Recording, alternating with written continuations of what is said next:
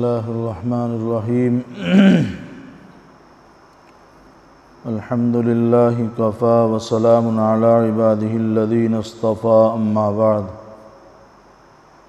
قال اللہ تبارک وتعالی فی کلامہ الکریم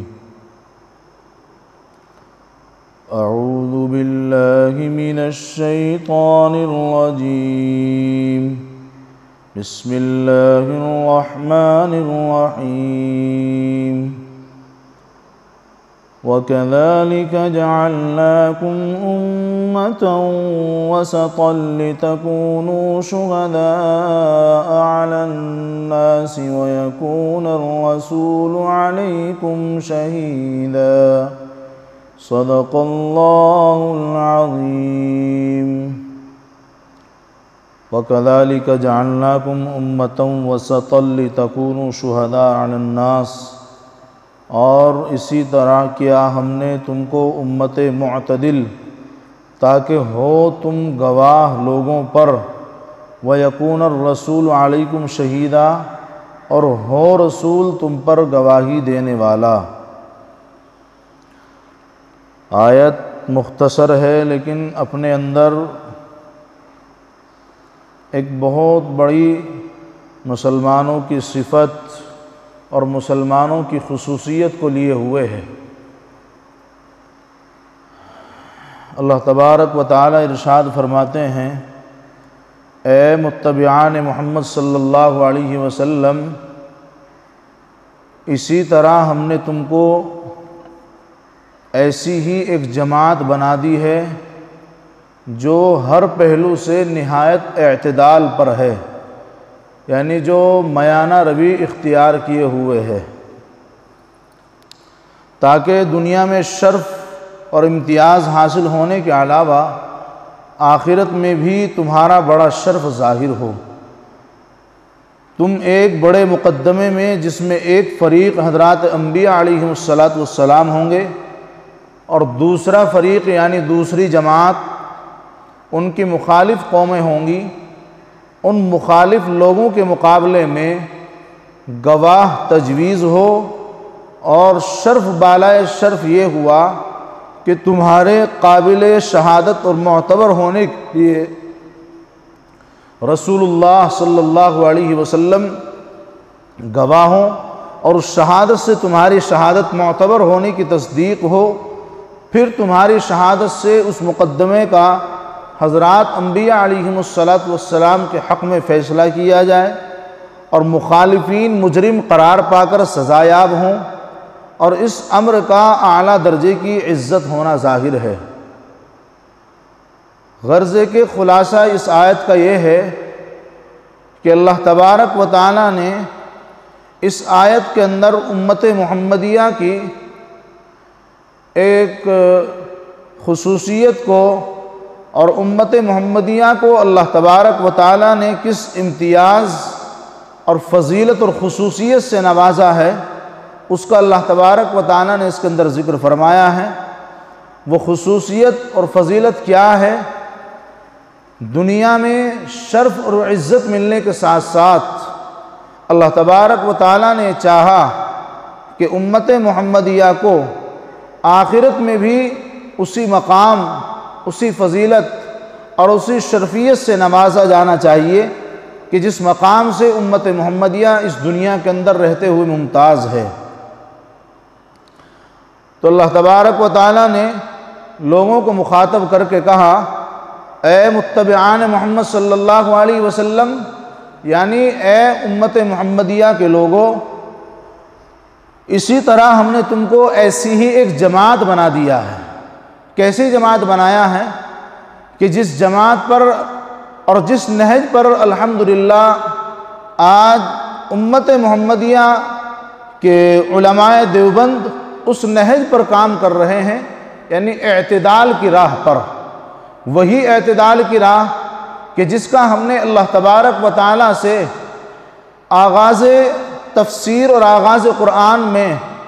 سورہ فاتحہ میں ہم نے اللہ تبارک و تعالی سے سوال کیا تھا،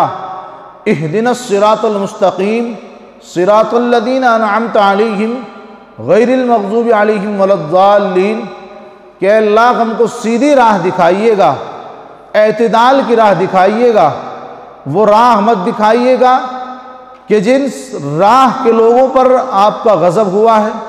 وہ راہ مت دکھائیے گا کہ جو لوگ آپ کی راہ سے بھٹک گئے ہیں، گمراہ ہو گئے ہیں۔ اعتدال کی راہ کا ہم نے اللہ تبارک و تعالیٰ سے سوال کیا تھا۔ اللہ تبارک و تعالیٰ نے خود اس آیت کے اندر فرما دیا ہے، اے متبعان محمد، اے امت محمد صلی اللہ علیہ وسلم، ہم نے تم کو ایسی ہی ایک جماعت بنا دیا ہے جو ہر پہلو کے اعتبار سے نہایت اعتدال پر ہے، یعنی وہ نہ تو افراط کو برداشت کرتی ہے اور نہ اس کا مزاج دین میں تفریط کرنا ہے، نہ دین میں کمی کرنا اس کا مزاج ہے، نہ دین میں زیادتی کرنا اس کا مزاج ہے، بلکہ میانہ روی اختیار کرنا اور اعتدال کی راہ پر چلنا اس کا مزاج ہے۔ وہی جماعت ہم نے تم کو بنا دیا ہے۔ اور یہ جماعت اللہ تبارک و تعالیٰ نے کیوں بنائی ہے؟ کیوں اللہ تبارک و تعالیٰ نے اس شرفیت سے امت محمدیہ کو نوازا ہے؟ اس کی وجہ بھی اللہ تعالیٰ مفسرین کرام نے ذکر فرمائی ہے۔ دنیا میں شرف اور امتیاز اور عزت حاصل ہونے کے علاوہ آخرت میں بھی تمہارا بڑا شرف ظاہر ہو، آخرت میں بھی اللہ تبارک و تعالیٰ تمہیں عزتوں سے سرفراز فرمائے۔ اسی لیے اللہ تبارک و تعالیٰ نے امت محمدیہ کے واسطے اعلان کیا ہے کہ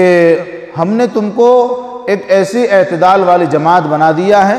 کہ تم ایک بڑے مقدمے میں، جس میں ایک فریق حضرات انبیاء علیہم السلام کا ہوگا، آخرت میں اللہ تبارک و تعالیٰ نے اس قدر امتیاز اور شرفیت سے اس امت کو نوازا ہے کہ آخرت میں ایک فریق، ایک جماعت انبیاء علیہم السلام کی ہوگی، اور دوسری جماعت انبیاء علیہم السلام کے مقابلے پر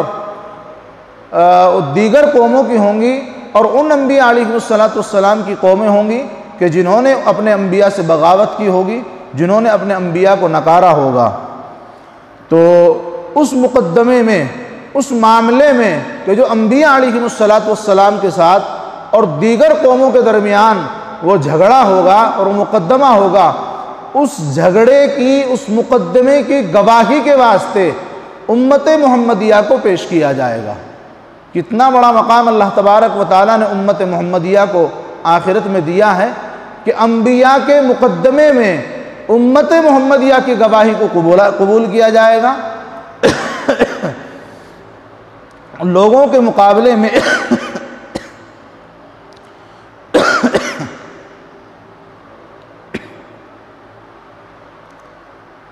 اللہ تبارک و تعالیٰ نے انبیاء علیہم السلام اور دیگر قوموں کے مقابلے میں گواہ تجویز کیا ہے، اور شرف بالائے شرف یہ ہوا، یعنی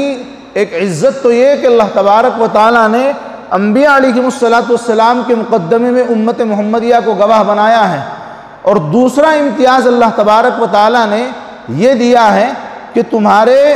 قابل شہادت اور معتبر ہونے کے واسطے نبی کریم صلی اللہ علیہ وسلم کی گواہی دی جائے گی۔ یعنی جب یہ امت انبیاء علیہم السلام کے معاملے میں گواہی دے گی تو ان کفار کو اور انبیاء علیہم السلام کے مقابلے میں جو قومیں ہوں گی ان کو یہ اعتراض ہوگا کہ امت محمدیہ تو اس وقت جب کہ ہم دنیا کے اندر موجود تھے تب تو امت محمدیہ کے لوگ نہیں تھے، لیکن یہ ہمارے گواہ کیسے بن گئے ہیں؟ یہ ایک الگ معاملہ ہے۔ اب اس وقت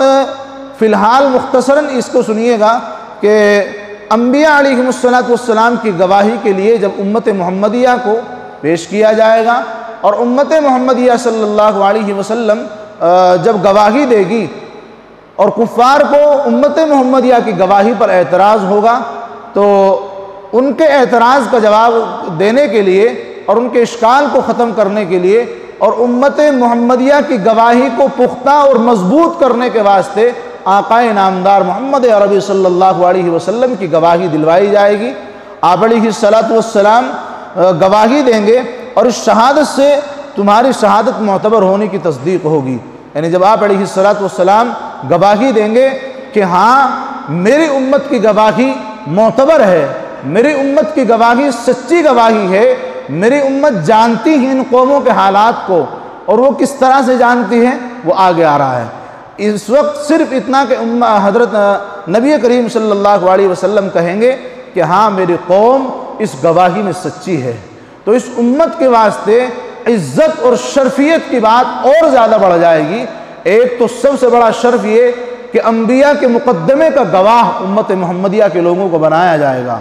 اور دوسرے عزت کی بات یہ اور مقام کو بڑھا دینے والی بات یہ اور امتیاز کی بات یہ کہ ان کی گواہی کی تصدیق نبی کریم صلی اللہ علیہ وسلم فرمائیں گے۔ اس سے بڑی عزت اور کیا ہو سکتی ہے؟ یہ عزت اور یہ شرف صرف اور صرف امت محمدیہ کو حاصل ہے، اور امت محمدیہ کے پیروکاروں کو اللہ تبارک و تعالیٰ نے یہ مقام دیا ہے کہ ان کو انبیاء علیہ السلام کے مقدمے کا گواہ بنایا جائے گا، اور ان کی گواہی کو مضبوط اور معتبر بنانے کے لیے پھر نبی کریم صلی اللہ علیہ وسلم کی گواہی کو پیش کیا جائے گا۔ پھر امت محمدیہ کی اس شہادت کو جو کہ انہوں نے انبیاء کے مقدمے میں گواہی دی ہوگی، اس گواہی سے اس مقدمے کا حضرات انبیاء علی نبینا علیہ السلام کے حق میں فیصلہ کیا جائے گا، اس لیے کہ انبیاء حق پر ہوں گے، غیر قومیں جو ان کے مقابلے میں ہوں گی وہ ناحق ہوں گی۔ انبیاء حق پر ہوں گے تو امت محمدیہ کی گواہی کو سن کر، آپ علیہ السلام کی تصدیق کو سن کر فیصلہ انبیاء علیہ السلام کے حق میں سنایا جائے گا، اور مخالفین مجرم قرار پا کر سزا یاب ہوں گے، اور اس امر کا اعلیٰ درجے کی عزت ہونا یہ ظاہر ہے۔ اس امت کے واسطے اتنی بڑی عزت اللہ تبارک و تعالیٰ نے آخرت کے اندر رکھی ہے کہ یہ عزت از خود ظاہر ہو رہی ہے۔ اس معاملے کو پڑھ لینے سے غور و فکر کی ضرورت پیش نہیں آئے گی، صرف مطالعہ کر لینے سے اور سن لینے سے پتہ چل جاتا ہے کہ اللہ تبارک و تعالیٰ نے کیا مقام امت محمدیہ کا رکھا ہے۔ دنیا کے اندر جو مقام ہے تو ہے، لیکن آخرت میں بھی اللہ تبارک و تعالیٰ نے اپنے حبیب کی امت کو نہیں چھوڑا ہے اور اس کو اعلیٰ مقام پر، بلند مقام پر فائز کیا ہے۔ اور ہمارا ماننا یہی ہے کہ یہ مقام اور عزت اور یہ شرف جو ہم سب کو حاصل ہے صرف اور صرف یہ آپ علیہ السلام کی نسبت اور آپ علیہ السلام کی برکت ہے۔ یقیناً اگر ہم اس امت کے اندر پیدا نہ ہوتے کہ جس امت کے اندر پیدا ہونے کے واسطے انبیاء نے تمنا کی ہے کہ کاش ان کو محمد کی امت میں پیدا کیا جاتا، ان کو محمد کی ذریت میں پیدا کیا جاتا، اس امت کے اندر اللہ تبارک و تعالیٰ نے ہمیں پیدا فرما کر ہمارے اوپر احسان عظیم کیا ہے، اور دنیا کی سرخ روئی جو حاصل ہے اور یہ دنیا کی رنگ و بو اور دنیا کی جو چہچہاٹیں ہیں اور دنیا کی چمک دمک ہے، سب کی سب صرف اور صرف نبی پاک علیہ السلام کی برکت ہے۔ یقیناً اگر آپ علیہ السلام کی آمد اس دنیا کے اندر مقصود نہ ہوتی تو اس دنیا کے اندر کچھ بھی موجود نہ ہوتا، غرض ہے کہ اس بزم ہستی کو، اس دنیا ہی کو اللہ تبارک و تعالیٰ نہ بناتے۔ آپ علیہ السلام کا آنا اس دنیا کے اندر مقصود تھا، اور آپ کے وسیلے سے، آپ کی برکت سے ہم اس دنیا کے اندر آئے ہیں اور ہمارا وجود ہوا ہے، تو اللہ تبارک و تعالیٰ نے آپ کی برکت سے ہمیں پھر ایسے ہی دیگر قوموں کی طرح بغیر عزت کے یا ویران ہمیں نہیں چھوڑ دیا ہے، بلکہ آپ علیہ السلام کی برکت سے اللہ تبارک و تعالیٰ نے امت محمدیہ کو دنیا کے اندر بھی عزتوں سے سرفراز فرمایا ہے، اور آخرت کے اندر بھی اللہ تبارک و تعالیٰ نے عزتوں سے سرفراز فرمانے کا وعدہ فرمایا ہے۔ قرآن کریم کی آیات گواہ ہیں، اور نبی پاک علیہ السلام کی احادیث گواہ ہیں کہ کس طرح سے اللہ تبارک و تعالیٰ نے امت محمدیہ کو عزتوں سے نوازنے کے فیصلے فرمائے ہیں۔ جو آیت کہ میں نے آپ کے سامنے پڑھی اور اس کا مطلب میں نے بیان کیا، اس کے اندر سراپا عزت ہی عزت ہے۔ اس سے بڑی عزت آخرت کے اندر اور کیا ہو سکتی ہے کہ تمام قوم انبیاء علیہ السلام کے مخالف کھڑی ہوئی ہوں گی، اور اگر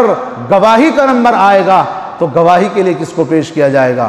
گواہ اس انسان کو بنایا جاتا ہے کہ جو پکا اور سچا مومن ہو، جو ایماندار ہو، جو جھوٹ نہ بولنے والا ہو، جو دھوکہ دھڑی نہ کرنے والا ہو، تمام عیوب سے پاک ہو، جو صالح متقی اور پرہیزگار انسان ہو، اس انسان کو گواہ بنایا جاتا ہے۔ تو یقیناً یہ امت اللہ تبارک و تعالیٰ کی نظر میں بڑی پسندیدہ امت ہے، آپ کے محبوب کی امت ہے، تو اس امت ہی کو کہ جو آپ کے محبوب کی امت ہے، اللہ تبارک و تعالیٰ کو اس امت کے اوپر یقین ہے، اس امت کے اوپر اعتماد ہے، اس امت کے اوپر بھروسہ ہے، اللہ اس امت سے پیار کرتے ہیں، اس امت سے محبت کرتے ہیں، صرف اور صرف نبی پاک علیہ السلام کی نسبت کی وجہ سے اس امت سے اللہ تبارک و تعالیٰ پیار کرتے ہیں، اور اسی نسبت کی وجہ سے اللہ تبارک و تعالیٰ نے اتنی بڑی عزت سے نوازنے کے لیے اس امت کا انتخاب فرمایا ہے کہ اللہ تبارک و تعالیٰ اس امت ہی کے ذریعے سے اس انبیاء کے اور مخالفین کے جھگڑے کو ختم فرمائیں گے، اور اسی جھگڑے کے گواہ امت محمدیہ کو بنایا جائے گا۔ تو ظاہر بات ہے کہ اللہ تبارک و تعالیٰ اس امت کو بڑے مقام سے نوازنا چاہتے ہیں، بڑی عزتوں سے نوازنا چاہتے ہیں، اسی لیے اللہ تبارک و تعالیٰ نے اتنی بڑی عزت دینے کا آخرت میں فیصلہ فرمایا ہے کہ ان کے ذریعے سے ایک بڑے مقدمے کو نپٹایا جائے گا، ایک بڑے مقدمے کا ان کے ذریعے سے فیصلہ کیا جائے گا۔ بہرحال آگے ترمذی میں روایت ہے ابو سعید خدری رضی اللہ عنہ کی کہ نبی کریم صلی اللہ علیہ وسلم نے لفظ وسط کی تفسیر عدل سے فرمائی ہے۔ عدل یعنی انصاف سے فرمائی ہے، جو بہترین کے معنی میں آتا ہے۔ عدل یہ وسط جو ہے عدل کے معنی میں ہوا، اور عدل کئی معنی میں استعمال ہوتا ہے، انصاف، بہترائی، ان سب معنی میں استعمال ہوتا ہے۔ یہاں پر جو آیت کے اندر لفظ آیا ہے وَكَذَلِكَ جَعَلْنَاكُمْ أُمَّةً وَسَطًا لِتَكُونُوا، اور ہم نے تم کو معتدل امت بنایا ہے، بہترین امت بنایا ہے۔ اس کی تصدیق نبی کریم صلی اللہ علیہ وسلم کے فرمان سے ہو رہی ہے۔ حضرت ابو سعید خدری رضی اللہ تعالی عنہ کی روایت ہے، آپ علیہ السلام نے لفظ وسط کی تفسیر فرماتے ہوئے فرمایا ہے کہ اس کے معنی عدل کے ہیں۔ آپ علیہ السلام نے وسط کی تفسیر لفظ عدل سے فرمائی ہے، جو کہ بہترین کے معنی میں آیا ہے۔ تو اب آیت کے معنی یہ ہوئے وَكَذَلِكَ جَعَلْنَاكُمْ أُمَّةً وَسَطًا لِتَكُونُوا، کہ اسی طرح کیا ہم نے تم کو بہترین امت۔ اللہ تبارک و تعالیٰ نے امت کو کہا ہے، آپ علیہ السلام کی تفسیر کے مطابق آیت کا ترجمہ یہ ہوا کہ ہم نے تم کو ایک بہترین امت بنایا ہے۔ اللہ تعالیٰ اس امت کو بہترین امت کے خطاب سے نواز رہے ہیں، اور قرطبی میں اس آیت میں امت محمدیہ علیہ صاحبہ السلام کی ایک امتیازی فضیلت اور خصوصیت کا ذکر ہے کہ وہ ایک معتدل امت بنائی گئی ہے۔ اس میں یہ بتلایا گیا کہ جس طرح ہم نے مسلمانوں کو وہ قبلہ عطا کیا جو سب سے اشرف و افضل ہے، اسی طرح ہم نے امت اسلامیہ کو ایک خاص امتیازی فضیلت عطا کی کہ اس کو ایک معتدل امت بنایا ہے۔ اللہ تبارک و تعالیٰ نے جو ایک خاص قبلہ اس امت کو عطا کیا ہے، یعنی خانہ کعبہ اللہ تبارک و تعالیٰ نے اس امت کو دیا ہے، جو سب سے اشرف اور سب سے افضل ہے۔ اللہ تبارک و تعالیٰ کہہ رہے ہیں کہ اسی طرح ہم نے اس امت اسلامیہ کو، امت محمدیہ کو ایک خاص امتیازی فضیلت سے اور نوازا ہے، اس کو ایک معتدل امت بنایا ہے، یعنی بہترین امت اللہ تبارک و تعالیٰ نے بنایا ہے، جس کے نتیجے میں اس کو میدان حشر میں امتیاز حاصل ہوگا۔ اللہ تبارک و تعالیٰ کہہ رہے ہیں کہ ہم نے اس کو جو معتدل امت بنایا ہے، بہترین امت بنایا ہے، اس کے نتیجے میں کل قیامت کے دن میدان محشر میں اللہ تبارک و تعالیٰ اس امت کو عزتوں سے سرفراز فرمائیں گے، اور اس کو ایک امتیاز حاصل ہوگا کہ سارے انبیاء علیہ السلام کی امتیں جب اپنے انبیاء کی ہدایت پر اور تبلیغ سے مکر جائیں گے، معاملہ کیا ہوگا؟ جو قیامت کے دن جو معاملہ پیش آئے گا، اور اس معاملے میں پھر مسلمانوں نہیں بلکہ امت محمدیہ کو گواہ کے طور پر پیش کیا جائے گا۔ وہ معاملہ یہ ہوگا کہ جب میدان محشر میں تمام انبیاء علیہ السلام کی قومیں ان کی تبلیغ سے، ان کی دعوت سے مکر جائیں گی، جب اللہ تبارک و تعالیٰ ان سے سوال فرمائیں گے کہ بتاؤ کیا تمہارے پاس نبی بھیجے گئے کہ نہیں، کیا تمہارے پاس رسول بھیجے گئے کہ نہیں، تو وہ تمام قومیں انکار کر دیں گی کہ نہیں، ہمارے پاس کوئی نبی نہیں آیا ہے، ہمارے پاس کوئی دعوت دینے والا نہیں آیا ہے، ہمارے پاس کوئی تبلیغ کرنے والا نہیں آیا ہے۔ حالانکہ اللہ تبارک و تعالیٰ نے ہر ایک قوم کے واسطے کم و بیش 1,24,000 انبیاء علی نبینا علیہ السلام کو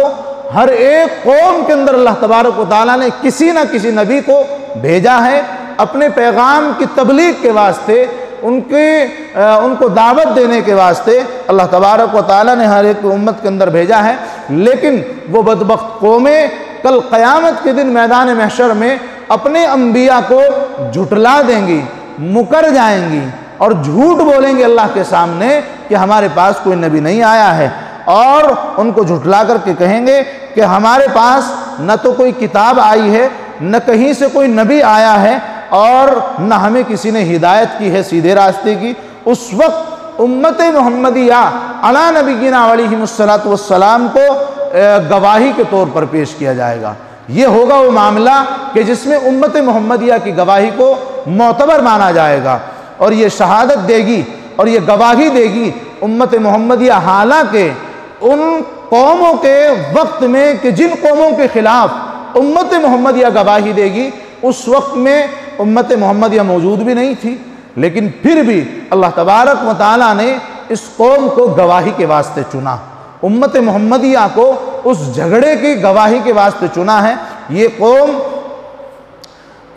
ان کی انبیاء علیہ السلام کے حق میں گواہی دے گی کہ انبیاء علیہ السلام نے ہر زمانے میں اللہ تبارک و تعالیٰ کی طرف سے لائی ہوئی ہدایت ان کو پہنچائی ہیں، اور ان کو صحیح راستے پر لانے کی مقدور اور بھرپور کوشش کی ہے۔ ہر طرح کے انبیاء علیہ السلام نے کوشش کی ہے۔ مدعا علیہم امتیں، یعنی جن کے خلاف یہ دعویٰ کیا جا رہا ہے وہ امت محمدیہ کی گواہی پر یہ جرح کریں گی، یہ اعتراض کریں گی کہ یہ امت محمدیہ ہمارے زمانے میں موجود نہیں تھی، لیکن یہ ہماری گواہی کیسے دے رہی ہے؟ اس کو ہمارے معاملات کا کیا علم ہے؟ کیسے اس کو پتہ ہے کہ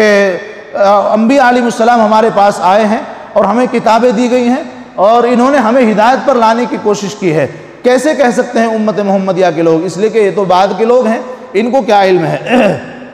اس لیے ان کی گواہی قبول نہیں کی جائے گی، اس لیے کہ گواہی اس کو قبول کی جاتی ہے کہ جس نے اس معاملے کو ہوتے ہوئے دیکھا ہو، جو اس معاملے کے ہونے کے وقت موجود ہو۔ لیکن امت محمدیہ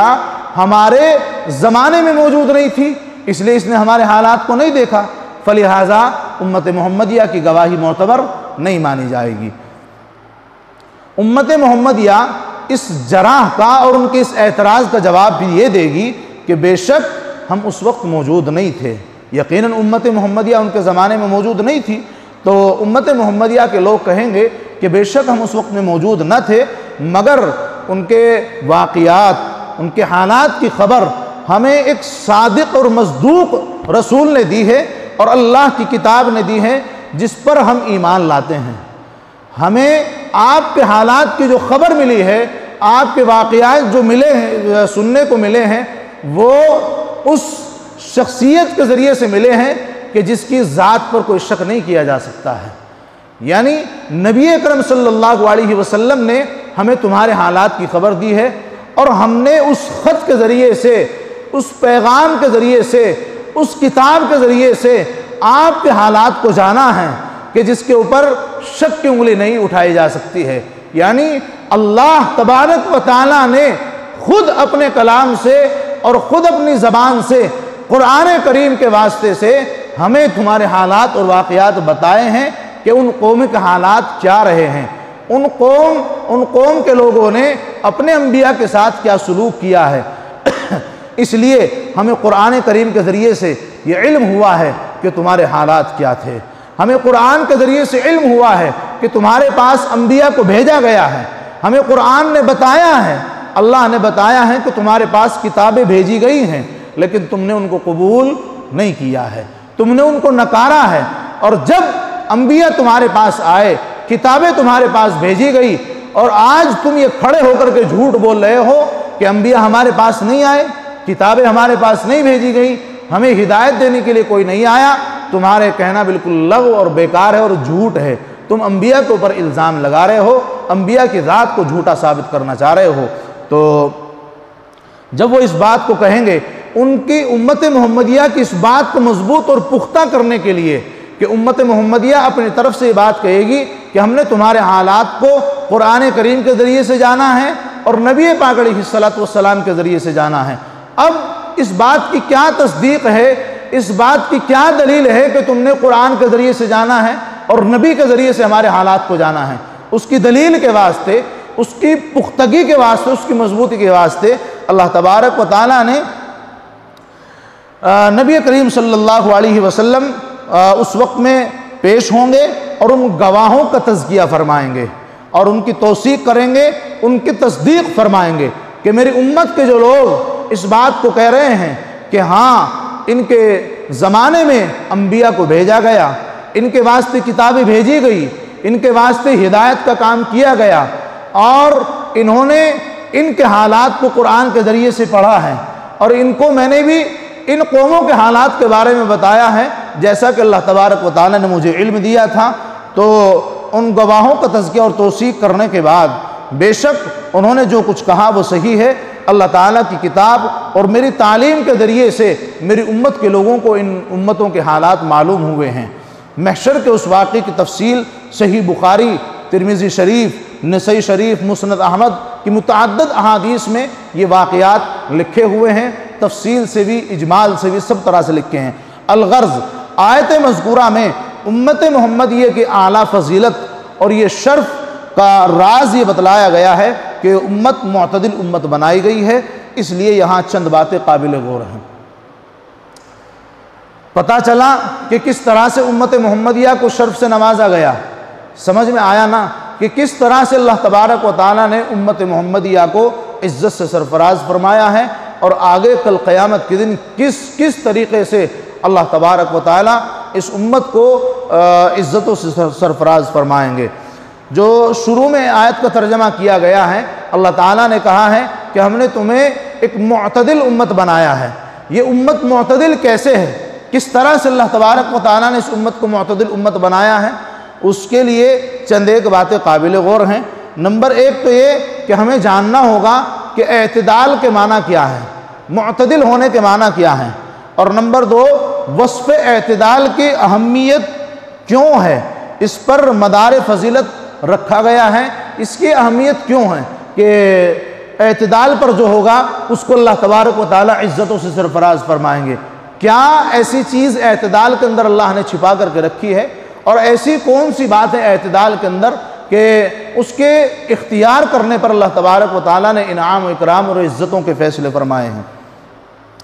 تیسری چیز یہ ہے کہ اس امت محمدیہ علیہ صاحبہ الصلاۃ والسلام کے معتدل ہونے کے واقعات کی روح سے کیا ثبوت ہے۔ ترتیب وار ان تینوں سوالوں کا جواب یہ ہے۔ پہلی سوال کا جواب یہ ہے کہ اعتدال کے لفظی معنی ہے برابر ہونا۔ معتدل جو اس امت کو کہا گیا ہے اور جو اعتدال سے لیا گیا ہے، اعتدال کے معنی ہے برابر ہونا، یہ لفظ عدل سے مشتق ہیں، اس کے معنی بھی برابر کرنے کے ہیں۔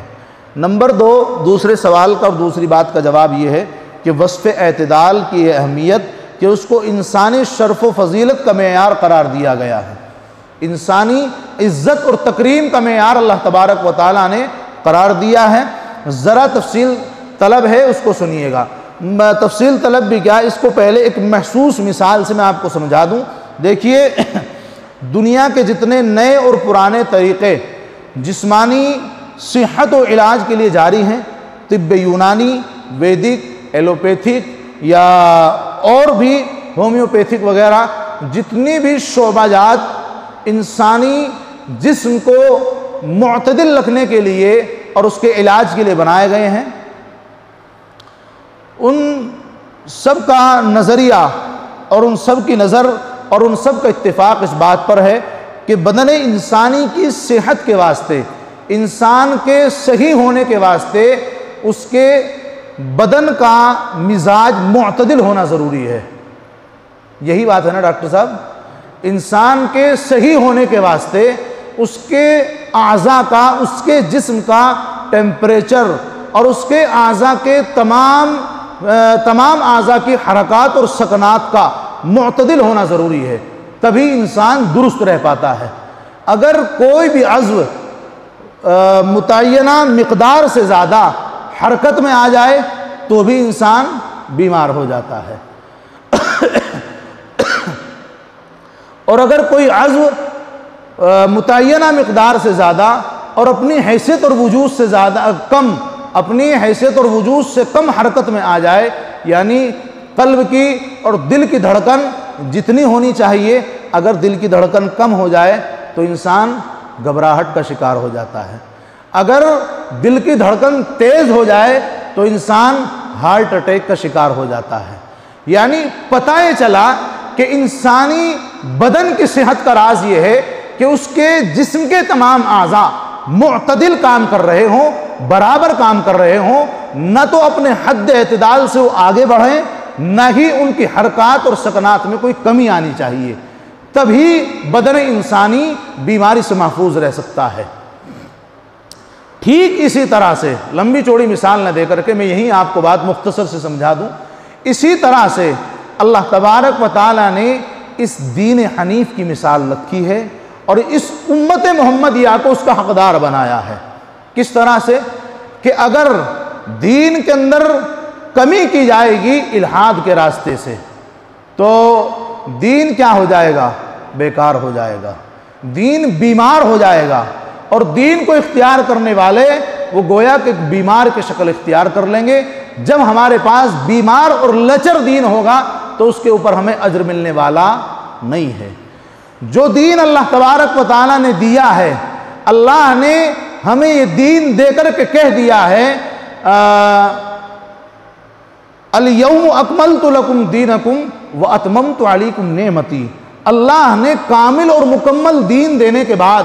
ہمیں یہ بتایا کہ یہ دین جو میں نے تمہیں دے دیا ہے یہ کامل اور مکمل دین ہے۔ اب اگر اس دین کے اندر زیادتی کی جائے گی تو یقیناً یہ دین بیمار ہو جائے گا، اس دین کے اندر کمی کی جائے گی تو یہ دین بیمار ہو جائے گا۔ ٹھیک اسی طرح جس طرح سے انسان کے اعضاء کو اللہ تبارک و تعالیٰ نے ایک جگہ پر سیٹ کر دیا ہے اور متعین کر دیا ہے کہ اگر اس کے اعضاء اس حد سے زیادہ حرکت میں آئیں گے تو یہ جسم بیمار ہو جائے گا، اور انسان کے اعضاء اگر اس حد سے کم حرکت میں آئیں گے تب بھی یہ جسم بیمار ہو جائے گا۔ اسی طرح سے اس دین کی مثال ہے کہ اگر جو دین اللہ تبارک و تعالیٰ نے ہم کو دیا ہے، اگر اس دین کے اندر کوئی انسان بدعت کے راستے سے کمی کر رہا ہے تو یقیناً یہ دین بیمار ہو جائے گا، جس کے اوپر اللہ تبارک و تعالیٰ نے اجر کا وعدہ نہیں رکھا ہے۔ اسی طرح سے اگر کوئی انسان اس دین کے اندر الحاد کے راستے سے کمی کر رہا ہے، جو دین اللہ نے ہمیں دیا ہے، اور دوسرا کوئی اس کے اندر کمی کر رہا ہے تو یقیناً یہ دین کیا ہوا؟ بیمار دین ہو جائے گا، جس کے اوپر اللہ تبارک و تعالیٰ نے اجر کا وعدہ نہیں رکھا ہے۔ اجر کا وعدہ اللہ تبارک و تعالیٰ نے اس دین پر رکھا ہے کہ جو دین اللہ تبارک و تعالیٰ نے ہمیں دیا، اور اس دیے ہوئے دین کو ٹھیک اسی حالت پر جس نے مضبوطی کے ساتھ پکڑا اور اسی حالت پر اس کو برقرار رکھا، نہ کمی کی نہ زیادتی کی، بلکہ اعتدال پر جمے رہے، اسی کو اللہ تبارک و تعالیٰ نے اجر کا مستحق بنایا ہے۔ یہ وجہ ہے کہ اللہ تبارک و تعالیٰ نے اعتدال کے اوپر فضیلت رکھی ہے، اعتدال کو اختیار کرنے والوں کے اوپر فضیلت رکھی ہے، اور اللہ تبارک و تعالیٰ نے صاف اعلان کر دیا ہے کہ ہم نے تمہیں معتدل امت بنایا ہے، میانہ روی اختیار کرنے والی امت بنایا ہے، بہترین امت بنایا ہے۔ کیوں؟ اس لیے کہ تم نے ہمارے دین کو معتدل طور سے اختیار کر رکھا ہے، نہ تم نے اس کے اندر کمی کی ہے نہ تم نے اس کے اندر زیادتی کی ہے۔ فلہذا یہ امت کون سی امت ہوئی؟ جب اس نے اعتدال کو اختیار کیا تو یہ معتدل امت ہوئی، اور ظاہر بات ہے معتدل امت کے واسطے اللہ تبارک و تعالیٰ نے اجر رکھا ہے، اور اس امت کے اوپر اجر کیوں رکھا ہے وہ میں نے آپ کو سمجھا دیا ہے کہ اعتدال کے اوپر فضیلت اس واسطے ہے کہ اللہ تبارک و تعالیٰ نے جو دین حنیف ہمیں عطا کیا ہے ٹھیک اسی ہیئت پر اور اسی شکل و صورت میں ہم نے اس کو محفوظ کر رکھا ہے، اور علماء دیوبند بحمداللہ اس کام کو انجام دے رہے ہیں۔ ٹھیک اسی طرح سے کہیے گا، میں کہتا ہوں کہ علماء دیوبند اس دین کے چوکیدار ہیں اور اس دین کے نگہبان ہیں۔ کس طرح سے؟ جیسا کہ کسی انسان نے ایک بہت خوبصورت محل بنایا، اور اس محل کے بنانے کے بعد اس نے اس محل کے باہر ایک چوکیدار رکھا، اور اس چوکیدار کو اس محل کی ذمہ داری دی کہ ہم کہیں باہر جا رہے ہیں اور آپ اس کی چوکیداری کریں، یہ ہم نے محل تمہارے ذمے کر دیا ہے، تمہارے سپرد کر دیا ہے، اس کی حفاظت آپ سیکورٹی گارڈ کی ہیں، آپ چوکیدار کی ہیں۔ تو وہ چوکیدار کا کام یہ ہوتا ہے، اور اس کو اس مالک کی طرف سے یہ کہا جاتا ہے کہ اس محل کے اندر سے کوئی قیمتی چیز باہر نہیں جانی چاہیے، اور باہر کی کوئی گندگی اس محل کے اندر نہیں آنی چاہیے۔ ٹھیک اسی طرح سے اللہ تبارک و تعالیٰ نے اس دین کو ایک محل کی شکل دی ہے کہ محل ایک دین جو ہے محل کی شکل میں ہے، اور اس کے چوکیدار اللہ تبارک و تعالیٰ نے علماء دیوبند کو بنایا ہے کہ جس چوکیدار کی ذمہ داری یہ ہے، اور یہ ذمہ داری اس کے اوپر عائد کی گئی ہے کہ بدعت کے راستے سے کوئی باہر کی گندگی اس کے اندر نہیں آنی چاہیے، الحاد کے راستے سے کوئی اندر کا قیمتی سامان باہر نہیں جانا چاہیے۔ تو اس طرح سے اللہ تبارک و تعالیٰ نے اس امت کو معتدل امت بنایا ہے، اس لیے کہ نہ اس نے اس دین کے اندر کمی کی ہے، نہ اس نے اس دین کے اندر زیادتی کی ہے، بلکہ اعتدال کو اختیار کیا ہے۔ اسی لیے اعتدال کے اوپر اللہ تبارک و تعالیٰ نے فضیلت رکھی ہے، اور اللہ تبارک و تعالیٰ نے اعتدال کو اختیار کرنے والوں کو فضیلتیں سنائی ہیں اور بشارتیں سنائی ہیں، اور اللہ تبارک و تعالیٰ نے اسی میں عزت رکھی ہے۔ بہرحال آج کی مجلس کا سبق اور آج کی مجلس کا پیغام یہ ہے کہ اللہ تبارک و تعالیٰ نے آپ علیہ الصلاۃ والسلام کی برکت سے کس عزت سے اللہ تبارک و تعالیٰ نے اس امت کو نوازا ہے، اور کن کن مقامات سے اللہ تبارک و تعالیٰ آخرت کے اندر سرفراز فرمائیں گے۔ یہ ہمارا بڑا خوش نصیب مقدر ہے، اور ہماری بڑی خوش نصیبی ہے کہ اللہ تبارک و تعالیٰ نے ہمیں نبی پاک علیہ الصلاۃ والسلام کی امت کے اندر پیدا فرمایا ہے، اور آپ کی امت میں پیدا کر دینے کی برکت سے اللہ تبارک و تعالیٰ نے اتنی بڑی بڑی عزتوں سے سرفراز فرمانے کے فیصلے فرمائے ہیں۔ فلہٰذا ہمارا تقاضا اور ہمارا فرض یہ بنتا ہے کہ جس نبی کے صدقے سے ہمیں اتنی عزتوں سے سرفراز کیا گیا ہے، اور جس نبی کے صدقے سے ہمارا وجود ہوا ہے، کیوں نہ ہم اس نبی کے اوپر قربان جائیں اور اس نبی کی سنتوں پر عمل کریں، اس نبی کے بتائے ہوئے راستے کو اختیار کریں۔ بس دعا کیجئے کہ اللہ تبارک و تعالیٰ ہمیں نبی کریم صلی اللہ علیہ وسلم کی زندگی کو اپنے واسطے نمونہ اور آئیڈیل بنانے کی توفیق نصیب فرمائے، آپ علیہ الصلاۃ والسلام کی ایک ایک سنت پر عمل کرنے کی توفیق نصیب فرمائے، آپ کی زندگی کو اپنی زندگی کی مشعل راہ بنانے کی توفیق نصیب فرمائے۔ وآخر دعوانا ان الحمد للہ رب العالمین۔